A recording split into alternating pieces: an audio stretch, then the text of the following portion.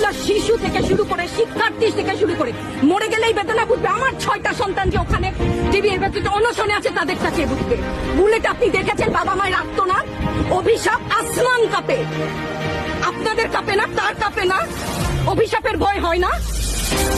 বুকগুলা যাত্রা হয়ে গেছে আমার সন্তানদের। আবার বুলেট বলবেন, কি বলবেন? এগুলো অস্ত্রের মুখে দাঁড়িয়ে আছে। আমাদের পয়সায় কেনা বুলেটে আমাদের সন্তানদের আপনারা বুলেট ছুটছেন। আর কত? পুলিশ ভাইদেরকে বলি, ভেতরে তো আপনিও মানুষ, পুলিশ ভাই বলি না, ক্ষমা করবেন, মুখ থেকে বার হয়ে গেছে। তাদের ঘরেও সন্তান আছে, তাদের খোলসের ভিতরেও মানুষ। যারা এখনো ঘরে আছেন তারাও জানেন আর কতদিন ভয় পাবে। ভয়েই থাকেন। একটা মারবেন 10টা আসবো, 10টা মারবেন লক্ষ আসবো। সারা দেশের মানুষ, মা বাপ সব একসাথে দাঁড়াবো।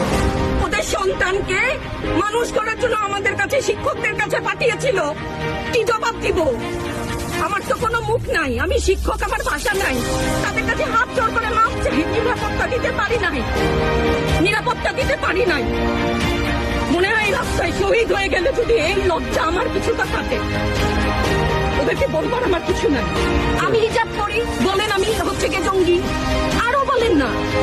যারাই প্রতিবাদ করছে জঙ্গি, হ্যাঁ 71-এর সময় জঙ্গি এক যদি চেহারা অমন হয়